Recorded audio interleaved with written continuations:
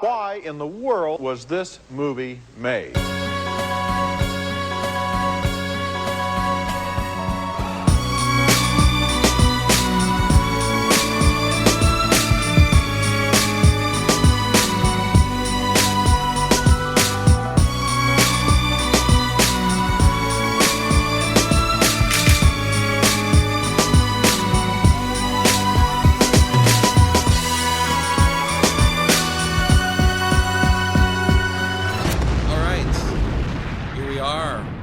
Harry Potter, guys, we did it. This is the fruits of our endeavor. Is there there's a phrase or something there? Yeah, some kind of fruits. Something. Yeah, it's really we fruited up the old Harry Potter. We made it despite me having COVID. We're of course recording over Zoom right now. That noise you hear behind me is my new puppy who does not listen to me. So you'll hear throughout this recording some bone being banged around, probably some other stuff being banged around too. Yep. She's young, but she's already banging bones. Mm-hmm. Yeah. Did you guys ever call sex the bone roller coaster? The bone coaster. Yeah. I always thought that was a funny thing. And no, I've never called it that or heard that, but it's good. I like it. I'm doing it from now on. It's bone coaster from here on out for me. I will not refer to sex as any other way. You must be this tall to ride. Yeah, you must be this tall to ride the bone coaster. I'm gonna get that. I want to get that sign and hang it over my bed. Your boobies must be this big to ride the bone coaster. and then immediately explain to anybody who goes into my bedroom. Yeah, I kind of oversold it. Yeah. I'm promising way more than I could deliver here. You know what it's from? No. Office Space. You know the guy who the guy who's showing them his O face. Yeah. Yeah. In the credits, they show like another take of him, and he's like, take her on a ride on the bone roller coaster, ooh woo, or something like that. And he like puts his hands up like he's on a little roller coaster ride. Did you know that when I was like in high school, you know how Texas history has that flag with the cannon on it that says "Come and take it"? Mm-hmm. Yeah, I used to have one of those in my bedroom. I did not get laid that way, though, in case you were wondering. Yeah, no, nobody was wondering. We all know. I bet you would if you had an actual cannon in your room, though. Yep. If you had a cannon in your pants. Mm-hmm. Instead of stupid bone coaster. Yep. Yeah. So, Harry Potter. Let's get right to it, boys. All right, so how do we do this? It's been so long. We've been in Harry Potter, like, doing actual episodes for so long that we haven't done one of these wrap-ups. I know. I feel like we've been doing Harry Potter for years now. Is it weird that 8 Harry Potter movies felt longer than 24 James Bond movies? Yes, it did. Sounds about right. Other than Bond, is this the longest thing that we've done? It is, I think. Yeah. Was Mission Impossible? 6. Mission Impossible was 6. Yep. Okay. Yeah. Wow. Well, Mission Impossible is going to be 8, right? It is. In a couple of years, we will have 8 Mission Impossibles. Well, sorry, guys. I did not, as I've said many times, I did not realize that this was so many movies.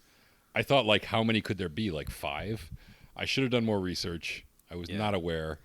I would say that I think the quality of the movies was pretty good overall, but I never in a million years would have picked an 8-movie franchise that had this much Quidditch in it if I had known. We should have Quidditched this a long time ago. Yeah. Well, I just can't Quidditch you. I just can't Quidditch you. Well, now I have all the numbers in front of me. The series average was a 7.02, or a 7 in parentheses. You're stepping all over Matt's shit. My bad. Yeah, I'm just making it a little more readable for myself right now. Doing some copying and some pasting. I love Conan the Barbarian. Hanging tough in 4th place overall. Hell yeah. That second movie is so fucking bad, and yet I can't argue with it at all. What other movie ends with a giant monster who gets a horn ripped out of its head. I mean, there probably are some, but definitely not as high profile as that one. What other movie has Wilt Chamberlain in it? I'll answer that. Zero. None. Isn't he an airplane? No, That's that's Kareem Kareem. Abdul-Jabbar. You tell your old man you should try dragging Walton up and down the floor for 48 minutes. All right, just about ready here. Yep, this is the magic of live podcasting. I thought you were about to say something. We're We're not sort of live. We're not live. We're at all. alive. We're not live at all. We probably should have done the prep in advance. But you guys are hearing behind the scenes of the. Oh, thank you for adding the names to the Harry Potter movies, because I did not know what any of those things were before. Yes. Okay, so here we go. Let's get right to it. Let's get right to it after a prolonged delay. Hey, it's all getting cut out. Well, no, it's not getting cut out. It's getting left in so that people will think they're getting more content. Mm-hmm. They're like, oh man, a 30-minute episode, yeah. They're waiting with bated breath. I'm sure there's no way 10 minutes of this is just us listening to Matt work on an Excel spreadsheet. Yeah, I was going to say 15 minutes of that is me doing math poorly. Class. All right, first up, our least rated, the lowest rated Harry Potter film of the 8 is none other than, let's see, Colin gave it a 6.5, Harris gave it a 6, I gave it a 5, and Ashley Chrisman gave it a 4. The movie, of course, is Harry Potter and the Half-Blood Prince, averaging out to 5.38. Pretty low score. It's pretty bad. Pretty bad. I mean, is that fair? Was that movie truly the worst of the 8? I think its biggest flaw and sin is boredom.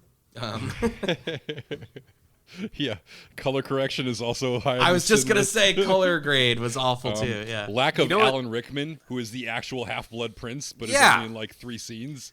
That's For real.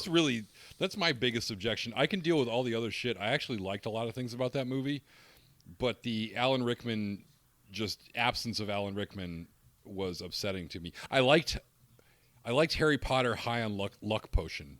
That's that one, right? That was good. Yeah. That was one of my favorite sequences of the entire franchise. Yeah, it had some moments, but overall, like, yeah, it was boring at times, but also felt like it left out some stuff. Obviously, like we said, Alan Rickman, but it was still long as hell, so just confusing. I will say that I don't think that this is an appropriate score for that movie, only because if I was ranking them just from my personal rankings, and my scores bear this out, I had Harry Potter and the Sorcerer's Stone lower, and Harry Potter and the Chambers of Secrets. So, yeah, I do think those movies are worse, but whatever. Worse enough that you'd be willing to change your score to make something happen here? No, because I gave this a 6, and it is a 6. I feel like you and Ashley were a little harsher on it, and Ashley especially, having not been familiar with any of the other parts of the franchise and just watching that. Like, I 100% agree and understand Ashley giving this a 4, having only watched that movie. But at the same time, compared to the rest of the franchise, it's better than a 4. I think it's better than a 5. I stand by my 6. I'm not going to change it just to bump up the score, but for the record, I do think it's better than the first 2 movies in the franchise. I've got a score change on my mind later, so I 100% agree, and I'll do whatever with score changes, but now I'm worried that I'll waste it. I don't want to waste it too early, you know? But I 100% agree with what Harris is saying.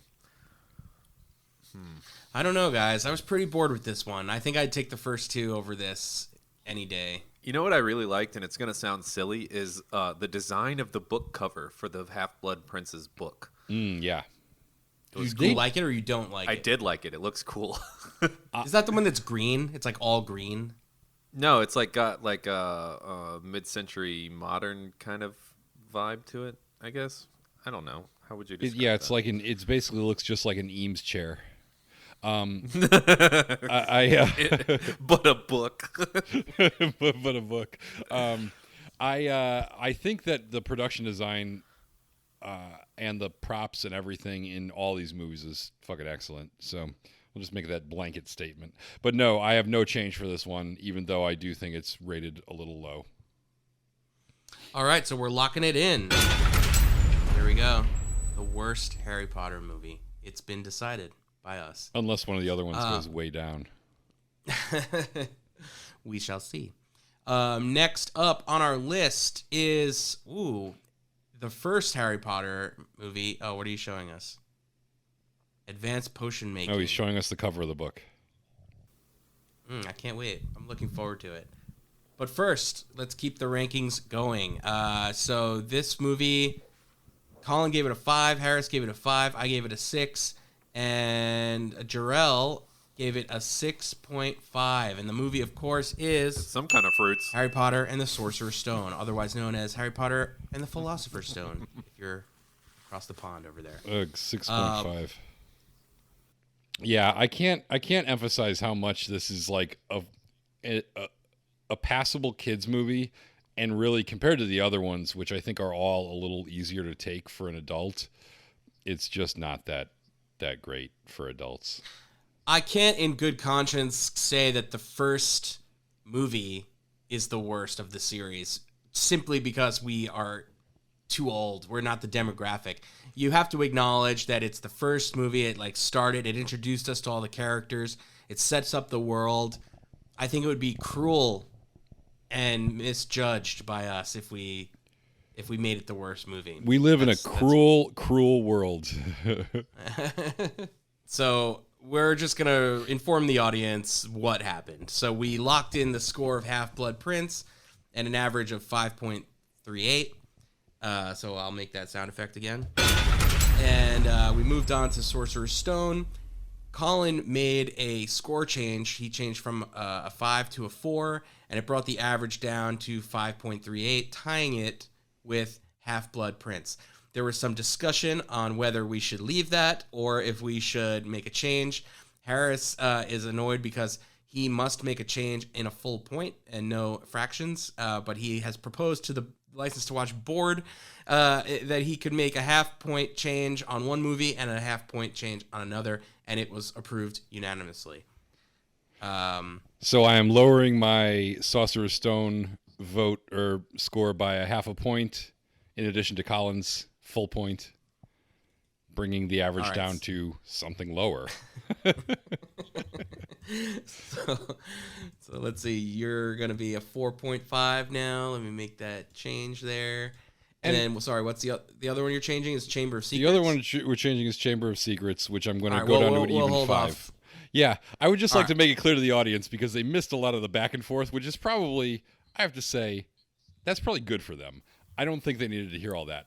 But my broader point... There was a lot of semantics about, there was a lot of semantics about how Colin has been giving things half a point in the Harry Potter universe the entire time. And my one attempt to combat that was giving Chamber of Secrets half a point, which I immediately regretted because I hate splitting dolphins in half. We firmly established that I am not a child and that I am an adult and that I have drank a beer before. Yes, we definitely talked about that at great length. As an adult, you're allowed to do whatever you want, except apparently violate the rule that you can only move things by a point apiece. Although we did have a rule that you can only change the score on one movie in a franchise, which we are now amending to untie this Sorcerer's Stone thing and make me feel a little bit better about the Chamber of Secrets fiasco, where I gave something a half a point that I really shouldn't have. Well, we made a one-time exception rule change for you because you have these crazy half points. And so now you can make another change to another movie. This is a one-time only deal. Yeah. And I accept it graciously. So that makes the Sorcerer's Stone the lowest rated Harry Potter movie. That vaults it into last place, where Colin and I both agree it belongs. It's not that it's a bad movie. Enough. It's just a kid's movie, and we weren't feeling it. I'm not a kid. Not Kids anymore. are stupid. Not anymore. And it's also like the roughest of all. Like the VFX are the roughest. Everything about that movie is just, they were feeling stuff out a little bit. And it really makes the Quidditch coach look like she's going to be a character too, and she never is. Yeah, and every movie Colin would just scream at the screen, "Where's the Quidditch coach?" like over and over again, and we'd be like, "Colin, why is this upsetting you so much?" But he wouldn't let it go. Right up has to the cat last one, eyes. we're like, Colin, so much other stuff has happened in this franchise. Why are you obsessing over the Quidditch coach? And as usual, it's because of boobs. He likes boobs. She has cat eyes. Well, I don't feel like her boobs were heavily featured in this. No, scene they she weren't. got. That's the weird thing about it. Just if it's a character, if it's an actress, if it's played by an actress with boobs, it's got Colin's complete attention, and he really wants to know what happened. He wants to know the backstory. Or the front story. Well, if you know what I mean. oh, hey, the top story. Well, I would agree with you guys, but Half-Blood Prince was so dark I couldn't fucking see it. So, all right, locked in. Sorcerer's Stone at an average of 5.25, the lowest score thus far. All right, so moving right along, next in our list is Harry Potter and the Chamber of Secrets. Colin gave it a 6.5. Harris initially gave it a 5.5, and now he's giving it a 5. I gave it a 6.5, and Shela Maung gave it an even 7. Although that's not even. An odd 7. An odd 7. That averages out to 6.38. Are we happy with this? Or well, actually, we got to update that. So you guys talk about the change, and I will make it. Here's the thing. Sometimes I feel like that big snake should have won the fight. Oh, definitely. It was a big snake. It was a big snake. You know what? What's funny is that Matt is currently doing the math on this, and yet he puts all this into a spreadsheet, which, if he formatted it properly, could do the math for him in real time. It's true. But It's true. We're not at that level quite yet. I will say, here's my thing about the Chamber of Secrets. When I was going back in my head, mentally prepping for this podcast, this recap podcast, I was trying to think of all the Harry Potter movies, and I could think of every single one of them. I could think of things that I liked or didn't like about all of them. And the one that I could not remember was Chamber of Secrets. It took me the longest time. Not that it's not some memorable stuff happens, Moaning Myrtle, and you got the, fucking thing. The diary? Obelisk, the basilisk, whatever it is. Yeah. You had some memorable shit, but for the most part, this is kind of for me, was one of the most blah, just sort of paint by numbers Harry Potters, and it didn't stick out to me at all. Even Half-Blood Prince for me had more memorable moments than this one did. It's not that it was bad. Disagree. It was forgettable. I feel like I completely disagree. I think Half-Blood Prince, the only thing I remember is the final scene with Dumbledore. The rest of it is a total blur to me. Is that the one where they all fall in love and hook up with each other? I don't know. It's the one with Harry Potter high on the luck potion. That is the best part. I don't even remember that sequence. I don't know what that means. The fact that you guys could easily discern between these movies in hindsight right now is really blowing me away. Yeah, I mean, that's kind of my point, is they all do blend together a little bit, but I could all the other ones I could be like, oh, Goblet of Fire is where they do the tournament, and actually Order of the Phoenix is another kind of blah one for me. that's when they all go in their special little room and they teach each other stuff. God, that sounds bad. Yeah, I don't remember that only because it sounds like the porn version. That's Well, Harris, just going off of your theory of that we can't remember what happens. Chamber of Secrets for me is one that I always remember that movie because it's right in the name. The Chamber of Secrets is the chamber. That's where they go to at the end with the bathroom? snake. Oh yeah, the place at the end. I always think the chamber. I always think the Chamber of Secrets is the bathroom. Is a chamber pot? Because that's where he makes the big discovery of what the Chamber of Secrets is, I guess. I always thought it was Dumbledore's office because you can't talk about what goes on in there. No, I'm just kidding. Sorry. That's fucked up. Yeah, there's a lot of Dumble-don'ts.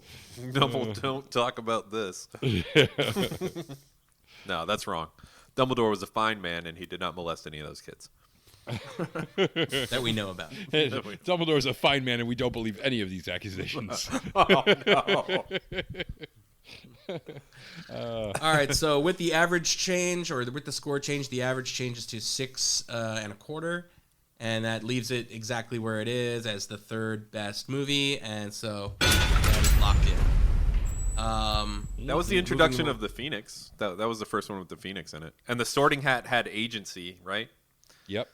Yeah. So there was some stuff in there. Did we ever properly mourn the Sorting Hat? The Sorting Hat doesn't die. Feels like it looks pretty dead when Neville's yanking it around at the end there. I'm not sure what you're speaking of when you say yanking it around. He's like pulling swords out of it, and he's like, I don't know. That's what it does. Yeah, but it's not like talking or anything. I think the Sorting Hat is alive and well. Okay, I'd like to believe that. And still putting stuff up its mouth or butt or whatever. Well, no, we did establish that is the Sorting Hat's butt. Yeah. Because it has a separate mouth. Everyone knows it's butt or vagina. We can't tell, but the orifice at the bottom of the Sorting Hat is definitely not a mouth. It's Well, important. due to its gruff male voice, I'm going to say that it's butthole and not its vagina. Well, okay, I guess if we're gonna like go by the stereotypical. Like I'm not really into the whole gender conformity of this. If the Sorting Hat is female, I'm okay with that. But you don't like a hot woman with a gruff voice? Yeah, like a real Kathleen Turner type of vibe there. Yeah, like Kathy Moriarty. What about you guys have got me there? Have you ever seen Venture Brothers? You know, the Monarch's wife? Yeah, the Monarch's Doctor Girlfriend? Yeah. Definitely. Yeah, she's got a real Kathy Moriarty vibe going on. Yeah. I'm into it. Yeah. Moving on. The next movie movie on the list is Harry Potter and the Order of the Phoenix. Colin gave it a 7.5. Harris gave it an 8. Despite the fact that I just said I can't remember anything significant from it. Yeah. I must have loved it. I gave it a 7.5, and our lovely friend Daniel Leeds gave it a 7, averaging out to 7.50. Is Order of the Phoenix the one where they're at the Quidditch World Cup and it's like Barty Crouch Jr. is like the kind of the main guest antagonist there? No, I think so. No, Order of the Phoenix has what's her name? Oh yeah, Mean Lady. Oh yeah, that's the Imelda Staunton. The pink fascism. Yeah. Oh yeah. I like that one. Okay, I remember that one. Yeah, that was because what's her name tattles on them for having their little secret meetings where they teach each other stuff. Yeah, that's what you meant about teaching each other in like the whatever the room of needs. It's all making more sense and being less pervy. Now that I can remember what you're talking about. If you're vague enough, almost anything can sound like sexual experimentation. So that's true, especially in the Potterverse. Yeah, especially in the Potterverse. Yeah, I really because what with all the wands, you kind of can't get away from it. I really liked Imelda Staunton in this movie, and I thought that whole subplot of her taking over Hogwarts and turning into this like fascist state was really effective. And thought it was pretty fun, and it definitely had like this almost Spielbergian adventure vibe that I dug. So even though I didn't think it was memorable a second ago, now that I remember it, I understand why I gave it an 8. I stand by that. Yeah, see, classic. Here's what I think is happening is Harris usually remembers the movie by the protagonist, but this movie was memorable with the antagonist. So word. Yeah. Great. So we have no score changes here. Nope. And I feel like this is in an appropriate place in the list. Not the best, not the worst, right in the middle. Yeah, it's kind of interesting, the remaining movies that we have. But I will lock it in. That's Order of the Phoenix. Done.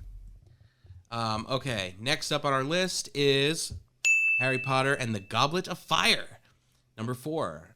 Colin gave it a 7.5. Harris gave it an 8. I gave it a 9. And our guest, who was our guest for that? Goblet of Fire. Got me. I don't remember who our guest was. Their initials are MS. Multiple sclerosis was our... Michael Schatz, that's right. Yeah, multiple sclerosis. That's it. How could I forget multiple sclerosis himself? No, I always think Schatz is Azkaban because Schatz talked about Azkaban. Yeah, he talked about it the whole time. That's right. That'll be my excuse as well. He did, in fact, do Goblet of Fire with us, yes. Now, actually, I have to bring up something. This movie is tied right now with Harry Potter and the Deathly Hallows Part 1. Well, Colin and I have already made our change. So, yeah. Matt, I think you've got a lot of responsibility here if you want to untie these, which I don't see any reason why they couldn't stay tied. But if you want to untie these, it's your move. Well, very interesting. I did say that Goblet of Fire was the best one. I had a lot of fun watching it. I felt like it was like a true Harry Potter story in every sense of the word. It has like everything, it's fun. It's got a lot of different new characters. I like the look of it. We introduce Voldemort at the end. It's got the best ending.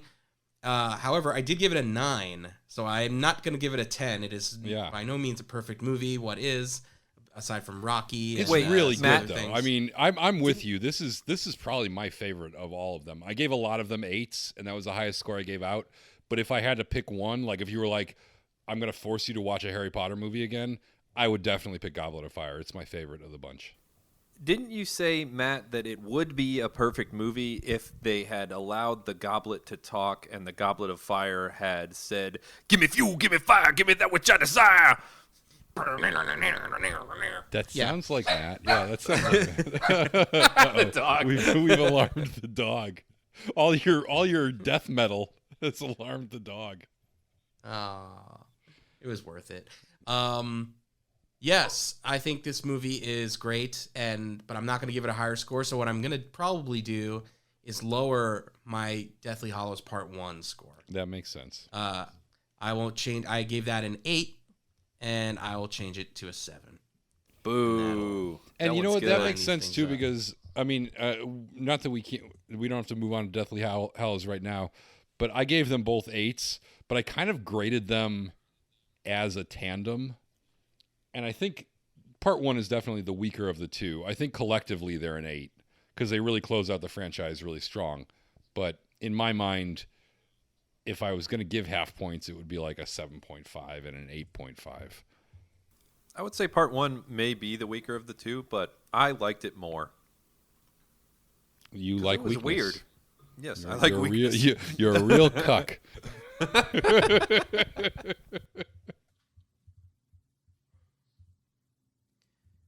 Mind me. No, but I Matt, don't mind me. I'm doing that's doing something some else. complex Excel spreadsheet stuff. I really liked Goblet of Fire. I love the Triwizard Tournament. I liked all the events. I thought the structure was great. I thought like there was a lot of like guest stars that were in that, like playing the kids from the other schools and the professors and stuff that I thought were really fun in like just one-off appearances, including the Batman. Yeah, there was just a lot to like about that movie, and I thought it was great performances. I feel like it's also the movie that they kind of, that's the fourth one? It's the one where they kind of, at that point, have kind of settled in. You know, they've done the first 2 movies, they were kind of feeling it out, and then they did Azkaban, and Azkaban was really good. And then by Goblet of Fire, they know what the brand is. They know what the tropes are. They know what a Harry Potter movie is supposed to be, and they just give us what we want.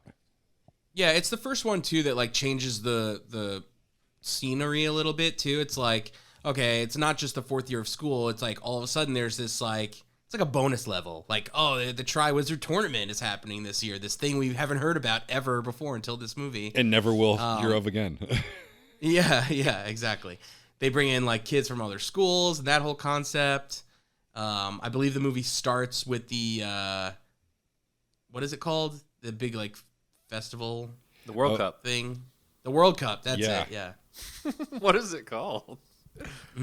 We Yeah, have 'cause one it's for got soccer in Crumb. real life. Yeah. Crumb.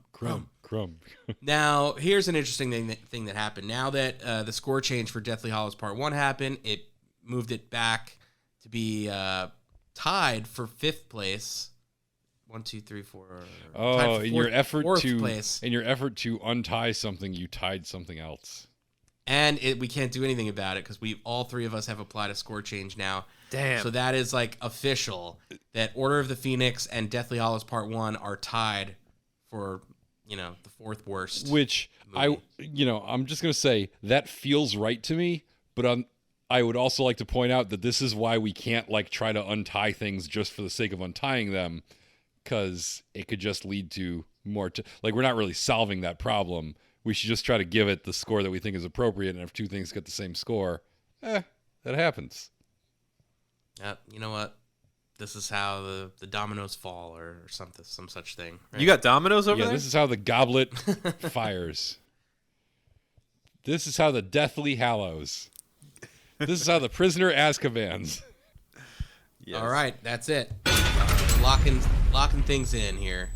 Yes. Locking in that fire. So wait, are in the we? fire. What? We're on the third best now. Is that where we're at? Goblet of Fire is the third best. Goblet Okay, of Fire so just now we're got in the top promoted to two. third best. And now we got to talk about the Deathly Hallows. I guess Deathly Hallows, we might as well just talk about them both because part 1 just got demoted. Yeah, so the rest of the scores are locked in, and we can't make any changes. So yeah, next up on our list is Harry Potter and the Deathly Hallows Part 2 in second place. In second? In second, yeah. Hell yeah! I thought part 2 won. Nope. I read it wrong. No, yeah, you definitely are reading it wrong. So I'll double check the scores here, but Colin gave it a 7.5 It's a nail because biter. he was afraid to give it a full 8, which would have tipped it over, I think. But No, he Harris just gave it an wanted to. 8. He just wanted to give it a half score to annoy me, is what happened there, and it's gonna bite him in the well, the ass. joke's would on never- him. I would never annoy it's anyone. It's not Well, first that's place not because true. of it. We all gave it an 8 except for Colin, and it averaged out to a 7.86. And then Prisoner of Azkaban, our winner, the top movie, averaged out at 7.88. So it just edged out Deathly Hallows Part 2. Oh, I thought Deathly Hallows Part 1 was the top movie. That's what I No, wanted. that's insanity. That doesn't Yeah, make any that's- sense. that's not that is the kind represented of here. thing that you might think, but yeah, definitely didn't happen. Yeah, I like Deathly Hallows Part 2. It's hard to separate that from, like I said, I think Goblet of Fire is my favorite individual movie. But it's hard to separate Deathly Hallows Part 2 from, first of all, from the first part, and second of all, from the franchise as a whole, because I feel like my score on that one has a lot to do with the fact that it's really hard to close out a franchise strong. And this is a really good franchise, and they kind of had to stick the landing, and they did. You know, I really liked Deathly Hallows Part 1 is flawed, but it's interesting, it's fun, it's different. And then Deathly Hallows Part 2 is just a great, like, last act for the series, and I really enjoyed it. So I don't know that it's better than a lot of the other movies, but it did something very hard, you know, close out a franchise well, and it nailed it. Yeah, I agree. I agree. That's because I'm really smart, guys. You don't have to feel bad about agreeing with me. It just makes you also very smart. I mean, it's, you know, you've got this series where they've been building up to this epic battle, and a lot of plot lines are all building up. And then, you know, you kind of, it sticks the landing, and it gives you everything you want. It doesn't disappoint. I do feel like Deathly Hallows, imagine if they released it as one movie, Deathly Hallows Part 1 and 2. I think it would be really imbalanced. The first movie kind of works because as a separate thing, it like takes its time and like it is its own thing. But if that were the first 2 hours of a 3-hour or 4-hour movie, like I think we would not be enjoying it as much. Mm-hmm. It would probably have to be cut down a little bit to make it a cohesive singular movie. However, I think it can be done. That having been see said, if- I do think I watched them back to back when I watched them and was fine with that. But yeah, they are different. They are different in interesting ways, and the first one is definitely setting up the second one. But I mean, they nail it. They nail it. They did a great job with that. So, Well, it's weird that the first one's better because I say so. No, I really like that it doesn't take place at the school, so it's kind of not a Harry Potter movie. Like, more than any other Harry Potter movie, it's not a Harry Potter movie. But then again, I realize that's not the movie we're talking about. We're talking about Part 2, which is a great closer to the franchise. And yeah, too many off-screen deaths, though. Yes. yeah. I would argue. It's not without Yeah. its flaws. Well, we're locking that in. And now let's talk about our winner, The Prisoner of Azkaban, and why it's number one. I'm a little annoyed because going into this series, that's the thing I knew, is that Prisoner of Azkaban is the one that everyone considers the best. And I was really hoping that our opinions would be different. But here we are, just a bunch of losers, as usual. Didn't for the Chandler record- give it like a 10 or something, though? Yeah, Chandler gave it a 9. gave it a 9. Yeah. Yeah, Yeah. that really helped. Just for the record, my opinion was that it wasn't as good as some of the other ones. I gave it a 7. I stand by that 7. It's not that it's a bad movie, but I gave 4 movies in this franchise 8s. And Prisoner of Azkaban, while a very good movie, was not as good, in my opinion, as Goblet of Fire, or as the last 2 movies, or as The Order of the Phoenix, which I really enjoyed. I think it's a really good movie. 7 is a good score. It's just, it is my 5th favorite Harry Potter movie. Yeah, it's really good, but I would argue that if Ashley had been the guest on that one instead of Half-Blood Prince, we'd be talking about something different right now. Yeah. We've kind of got like an Academy Awards voting situation going on here, where like, because Prisoner of Azkaban is the least polarizing, it's like middling scores kind of took it to the win, whereas Order of the Phoenix and Goblet of Fire, like we had some variance in like highs and lows, and it brought the average down, Yep. Yeah, there's a couple of really high scores for that one, and a couple of, middle of the road scores. Yeah, but that's a good point though. If Ashley had been in there, there's no way she's given that. Even if she loved it, she wouldn't give it more than like a 6. So it definitely would have dropped down a couple of the spots. She would have been about as confused about what was going on. Yeah. But it is, not to make it sound like it's not a good movie. It really is a good movie. It's, and it's the third, like I said, it's the third movie in the franchise. So where Goblet of Fire felt like they really had their shit together, that shit that they had together is what they sort of discovered in Prisoner of Azkaban. The first movie was a very kiddie-friendly movie. The second movie, I think they were still kind of figuring out some of the kinks. And by Prisoner of Azkaban, that's the one where they were like, hey, here's not that these movies are formulaic, because they're not. They're all very different. But Prisoner of Azkaban is where I think they figured out what the sort of secret ingredients for a good Harry Potter movie were. Yeah, it was the first one to go dark too. Like, yes, it changed directions from the other two, which I think a lot of people really liked the direction. Let's all thank Alfonso Cuarón for that, and let's lock this sucker in. Yeah, Gary Oldman. Gary Oldman. So there you have it. There you have it, guys. Harry Potter. How do we feel? What are our takeaways from this series? Are we happy that we dove into this series to examine it in this way? I'm full of regret. I should have. This is my fault, guys. I did not realize this was going to be so long. I didn't realize that there weren't any really great movies in this franchise. I feel like it's in the aggregate, it's a great franchise. But I don't think any of these movies were individually like great, whereas some of my other choices have at least had 1 or 2 movies that I think are like amazing classics. Yeah. I should have done. I'm happy. Yeah, I'm happy in that I'm never gonna watch these movies again. So thank Me too.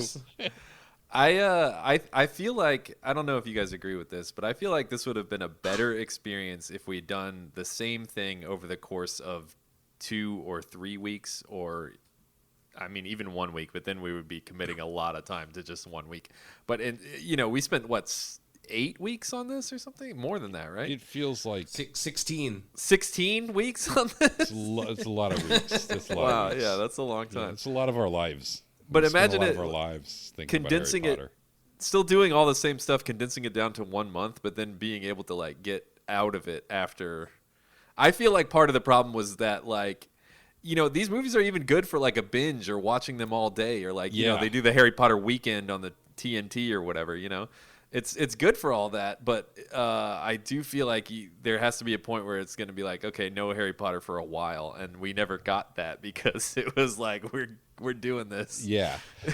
Yeah, I didn't hate the experience of watching any of these stupid things, but at the same time, it really did drag on you after a while. And like I said, there was times when I would finish the movie and immediately start up the next one because I was like, oh, that was fun. Let's just watch some. They're kind of like Marvel movies in that there's it's not super challenging, but you know what you're getting, and it's pretty high quality, and it's pretty entertaining, and you're not going to be disappointed. But at the same time, you're not going to your life's not going to change. And even as I'm saying that, I'm thinking of Schatz and people who probably rank this as a life-changing experience. So, for some people, this is very important and meaningful. For me, it was just something that we had to do because I didn't do the research to figure out how many movies were in this franchise before I picked it. It's a story that overall you can kind of follow along and pick up and drop wherever, kind of. Your standard boy wizard tale. It's always time. Harry and his bullshit and the thruple and their stuff. Yeah, the thruple. Yeah. And magic stuff's happening. I love magic. I love magic. That's the most amazing thing I've ever seen. Harry, you did that yesterday yourself. You idiot. Where does this rank? This rank among franchises all time, Matt? Now that we've got our scores locked in. Yeah, I'm doing that right now. Oh no, math. It ranks just below Rocky because of our score changes. It was above Rocky. It was above Rocky, but it got knocked down. And actually, I got to change its color with our little color scheme. It didn't make that cut to the green. It's in the yellow zone now. Sign. It's in the yellow zone. It's in the yellow. Yellow it's alert. In the middling zone. So the green is from 10 to 7. The yellow is from 6.99 to 5. It looks like. Is Star Trek the red better? And then the red is just Mortal Kombat. It's anything below 5. Is Star Trek higher? Yes. Oh, thank God. Yeah. So the order of our franchises that we've done so far is Alien at the top, 8.35, as it should be. Mission Impossible, second, 7.68. Is that an 8 or 6.6? I can't. 7.66. Yeah. Then Star Trek somehow. Yes. Inching out Conan somehow. Yes. And then Rocky. Actually, those are all really tight. That's 7.1, 7.07, and 7 are Star Trek, Conan, and Rocky, all less than 1 decimal point away from each other. And then Harry Potter, Batman, James Bond, Lethal Weapon, Magic Mike, Jaws, Blade, The Exorcist, Mortal Kombat. Man, I like so many of those Exorcist movies. Why is The Exorcist so low? Yeah, what the hell? It's like they weren't good, but they were entertaining as hell. See, that's the problem with Harris. Even if you like a movie a lot, you're still willing to give it a low score if you know that it's not a good movie. What did I give The Exorcist to? That is not a good movie. I'm sure I gave that a decent score. I really enjoyed that. Where's the information? Let's check the. I'm looking it up facts right now. and figures. Exorcist 2, 5.2 average. Harris 7. Yeah, that's pretty good. Why are some of these numbers in red?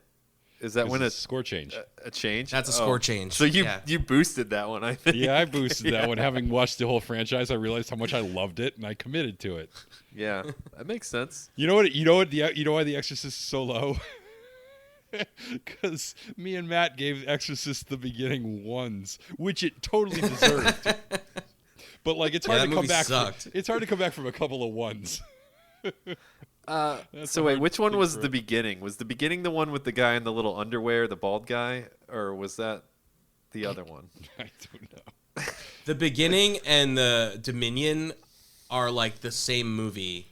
Yeah. But which one was the one with the bald guy with the little underwear? He's not in both. I don't remember what that guy is. He's like the demon. He's like a handicapped guy or like a weird loner, and then he becomes the demon. Oh yeah, right. Yeah. At the end, yeah. Which one is which? I feel like that's. I don't remember. It's so hazy. Oh my god, I don't remember. One of them's a little kid, right? Isn't yeah? The One of demon them's like a little kid. The demon becomes a little boy. That's I think Dominion. The beginning is the one with the CGI jackals. I think. Yeah, that's Dominion, right? Yeah. No, I thought that was. Oh, is that Dominion? The beginning. Because Dominion's the one that shows the Holocaust, right? He's like a Nazi. I thought that was the Paul Schrader one. Wasn't that the Paul Schrader one? Dominion is the Paul Schrader one. So that's So I didn't think that was the one with the crazy jackals, but it might be. The beginning is the. Oh God, what's his name? Our favorite director of Cliffhanger. Jan Rennie Harlin. Oh, Rennie Harlin. Yeah. Close. Yeah, Same country. I had the right vibe. Jan de Bont is way better. He did Twister. That is a fact that he did Twister. Yeah. One of the Oh, great. We could do a Jan de Bont 2 for one day if we ever do Speed and Speed 2. Oh, hell yeah. Did he direct them both? Oh my god, amazing! I think he did. Because I think Speed 2 is what killed his directing career. Oh. Yeah, well, I don't think he did anything Yeah. after that. He was just going too fast. That's enough to put you in director jail for a while. Now I'm curious to see if he did anything. Actually, I think he did The Haunting. I think he did that movie. The one with Liam Neeson. Oh yeah, I get that confused. Is that the one with Jeffrey Rush, or are those two different movies? Yes, he did The Haunting. Hold on, I'll tell you his directorial career. He directed 6 movies. I think we've definitely talked about this before. Speed was his first directorial debut. Twister, Speed 2, Tomb Raider. The Haunting, and then Tomb Raider, The Cradle of Life. That's the second one, right? Yes. And then whatever the hell, Boom and Topper, Safari Hunters. I don't know what the fuck that is. Oh, it is a movie. What the fuck? It's like an animated. This can't be right. Yeah, Jan de Bont's great. He's fucking great. Wait, what is there what it is the is. movie that's like The Haunting, but it has Jeffrey Rush in it? Is it like 13 Ghosts or something? No, that's the one with Jessica Biel. It's like around that time. There was a couple of movies like that. It is around Wait, that time. So is The Haunting has Leslie... no, wait. The Haunting has Liam Neeson? Liam Neeson, not Leslie Nielsen. Oh. But Wait, so wouldn't it has be Liam great if Neeson. it was? Wouldn't it be Is it great like if it had Taken? Leslie Nielsen in it? No, And it has Owen Wilson. Owen Wilson and Selma Hayek. No, not Selma Hayek. Catherine Zeta-Jones, or Selma yes. Hayek. Wow. I love Can't those performers.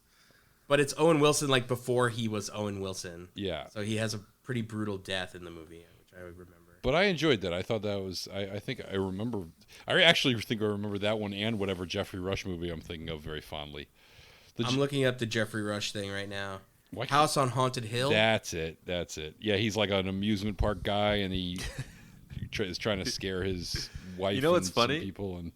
I think this is from the same era, and Matt's going to hate that this is the one that I've seen. The Amityville Horror remake with Oh yeah, it's terrible. Matt's favorite actor of all with, time, Ryan Reynolds, the finest Reynolds. actor in American cinema history, as Matt has said so many times. As Matt has Trash often actor, said, trash movie. one of the greatest actors of this or any generation, Mr. Ryan Remember when Reynolds. Matt tried to revoke his citizenship so he could become Canadian because he wanted to be more like Ryan Reynolds? Yeah, I just remember him getting housed on Aviation Gin and just talking about how awesome Cricket wireless services were. That's like remember the time he tried to get us all to join Cricket Wireless, and he kept on pushing Aviation. He kept on saying, I think, quote unquote, "This is so good you don't even need to mix it with anything. Just drink it warm in a glass."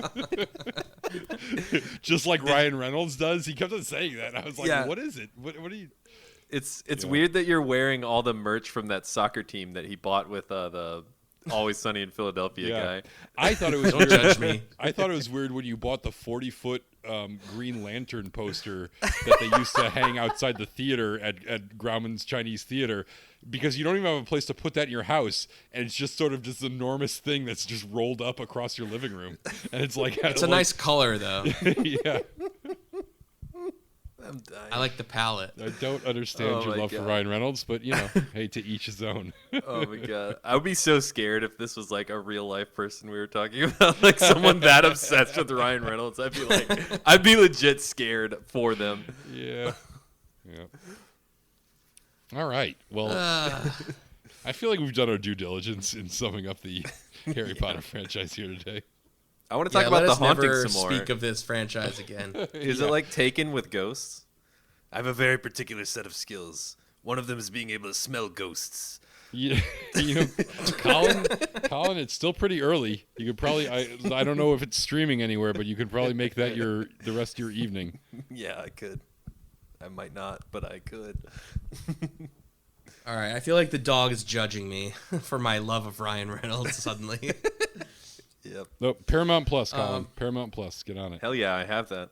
Yep. Well, you can watch The Haunting right now. All right, boys, we did it. We did it. We did it. Nice job. Good Harry Pottering, everybody. I'll see you all again when we take a trip down the holiday road. Holiday road. Holiday road.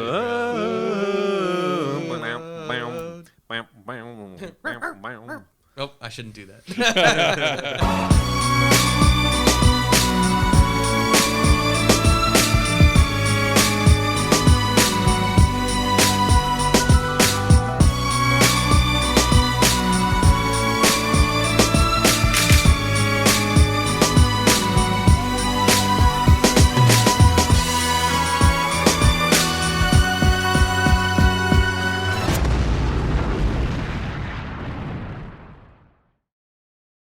There, I'm Rachel. I'm Tristan. We're the hosts of The Nooniverse on the Fandom Limb Network. Our podcast dives into everything related to the Asian entertainment scene. Whether it's K-pop, K-dramas, boys love, our universe covers it all. We post every other Tuesday morning to dish about what we're watching, who we love, and why you should too. You can listen to us on iTunes, Spotify, or wherever you get your podcasts. If you're interested in listening to real conversations about the Asian entertainment wave that doesn't get enough love, then you'll love The Nooniverse.